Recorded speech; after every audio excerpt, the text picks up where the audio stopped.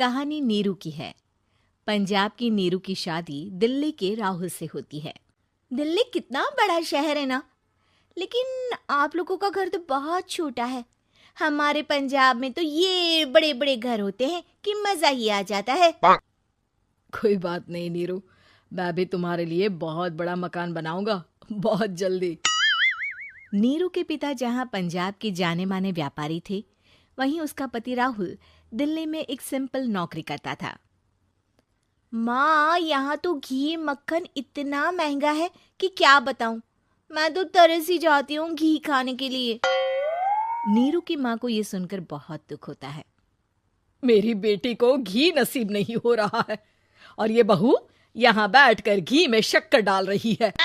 देख वनिता, मैं साफ कह रही हूँ, इस घर में जितना घी आएगा उतना ही मेरी बेटी के घर दिल्ली भी जाएगा। अरे ये क्या बात होती है माँ जी? बेटी का उतना ही करो जो अच्छा लगे। अब क्या मायके से घी और मक्खन तक की सप्लाई करोगी आप? हाँ, मेरी बेटी किसी चीज को तरसे मुझसे बर्दाश्त नहीं होता। अब क्या था, नीरू के मायके में 2 किलो घी आता तो 2 किलो दिल्ली जाता नीरू के पास। एक दिन, माँ बड़ी गर्मी पड़ती है दिल्ली में।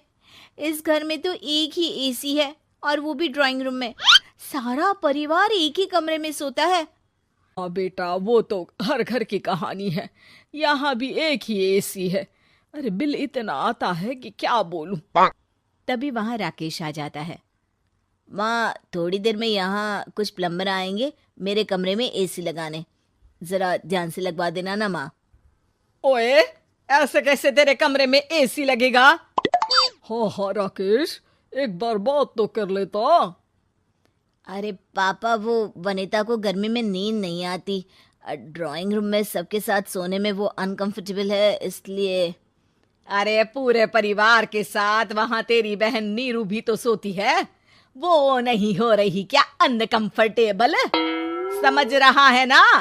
अगर एसी लगेगा तो एक दिल्ली में तेरी बहन के कमरे में भी लगेगा, तभी तू लगा सकेगा।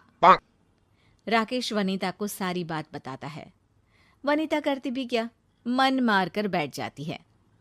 माँ, ये लोग ठीक नहीं है, क्या करूं मैं? अरे बेटी, यहाँ आ जा, तू यहाँ आकर रह ले। अरे छोड़ दे ऐसे पति को। कैसे छोड़ दूं माँ? समाज क्या कहेगा, लोग क्या कहेंगे? वैसे भी मेरा एक बेटा है मयंक। अरे हटा बेटा, तेरी उम्र ही क्या है, इतनी परेशान रहेगी तो काम कैसे चलेगा। खैर, बात आई गई हो जाती है। माँ को लगता है कि नीरू ठीक है, तो वहीं नीरू के मन में एक ही लाइन चल रही होती है, यहाँ आजा।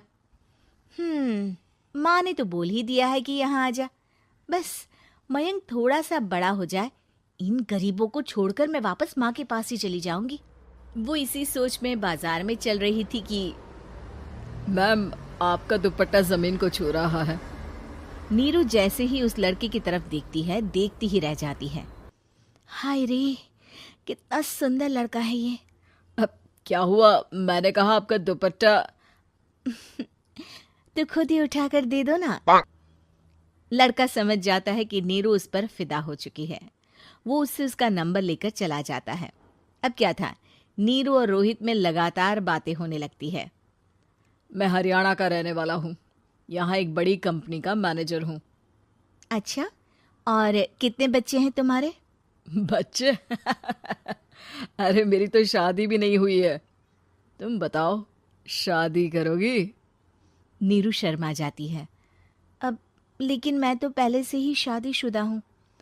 मुझे फर्क नहीं पड़ता, बस तुम शादी कर लो, भाग चलते हैं। बहुत पैसे वाला हूँ मैं, हमेशा खुश रखूंगा तुम्हें। नीरू रोहित से मिलकर सारा प्लान बना लेती है और फिर एक दिन घर से भाग जाती है। दोनों शादी कर लेते हैं। शादी के बाद, क्या बात है नीरू, तुम्हें परेशान सा देखता हूँ, सब ठीक तो है ना? हाँ हाँ, सब ठीक है।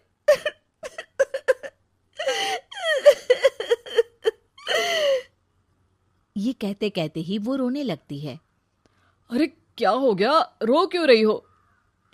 मैंने तुमसे एक बात छुपाई है। और वही बात अब मुझे परेशान कर रही है। रोहित, मेरा एक बेटा भी है, उसका नाम मयंक है। क्या बात कर रही हो? ये तुमने मुझे पहले क्यों नहीं बताया? देखो नीरू, मेरी माँ को मैंने ये नहीं बताया है कि तुम शादीशुदा हो। बच्चा मैं मैनेज नहीं कर पाऊंगा। नीरू को समझ में नहीं आता कि वो क्या करे।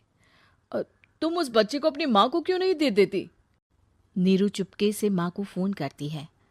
माँ, क्या मयंक को तुम रख सकती हो? बेटा, मैं राकेश के साथ बात करती हूँ। आखिर घर का बेटा वही है, जो वो बोलेगा। वैसे भी बेटा, तूने जो किया है ना, उसके बाद से पूरा घर तेरी बुराई कर रहा है। मैं भी अब किसी से तेरे लिए लड़ नहीं सकती। राकेश बेटा, नीरू ने तो जो किया बहुत ही बुरा किया, लेकिन मैं सोच रही थी कि क्यों ना मयंक को हम यहाँ ले आए। तभी वनीता बोल पड़ती है। वाह जी, ऐसे कैसे यहाँ ले आए? यहाँ क्या भंडारा भरा है? और जिस बच्चे की माँ ने नहीं सोचा, उसके लिए हम क्यों सोचे? नीरू को एक बार तो अपने बच्चे के बारे में सोचना चाहिए था ना। अरे लेकिन तेरे पास भी तो लड़का नहीं है ना वनीता। माँ, वनीता ठीक बोल रही है। कल को वो बड़ा होकर इसी घर का हिस्सा मांगेगा तो हम क्या करेंगे? माँ कहती भी तो क्या, वो चुप रह जाती है। वहीं नीरू का पहला पति कहता है। माँ, अगर आज भी वो वापस आ जाए तो मैं उसे माफ कर दूंगा। बेटा, गरीबी चीज ही ऐसी है, क्या करेगा। तू तो अब मयंक का सोच। वो बेचारा तो बिना माँ का हो गया। मयंक के खातिर तू दूसरी शादी कर ले बेटा। लोगों के लाख समझाने के बाद नीरू के पहले पति की शादी रिद्धि से हो जाती है, जिसके पहले पति से 2 बच्चे होते हैं। देखो जी, मैंने शादी सिर्फ बच्चे के खातिर की है। मैंने भी शादी सिर्फ बच्चों के खातिर की है। वहीं नीरू के दूसरे पति के मन में ये बात घर कर जाती है कि नीरू एक मासूम बच्चे को उसके खातिर छोड़ कर आई है। अब देखो नीरू, मुझे लगता है कि जो औरत अपनी कोख का बच्चा छोड़ सकती है, वो तो कुछ भी कर सकती है। कल को तुम्हें मुझसे अच्छा कोई मिल गया तो तुम तो मुझे भी बाय बाय कर दोगी ना। नीरू को अब उसका दूसरा पति ताने देना शुरू कर देता है। तंग आकर नीरू उसके यहाँ से भागकर अपने पहले पति के पास चली जाती है, लेकिन ससुराल में क्या लेने आई है नीरू, मयंक को? नहीं नहीं सासू माँ, मुझसे गलती हो गई, मुझे माफ कर दीजिए। नीरू, अब वक्त खत्म हो गया है, मेरी शादी हो चुकी है। तो छोड़ दो ना उसे, हमारा बच्चा है। मैं आपको अपनी माँ नहीं मानता, मेरी नहीं मान तो बात अच्छी है। नीरू मयंक की बात सुनकर समझ जाती है कि उसके पास अब ना आसमान रहा ना ही जमीन।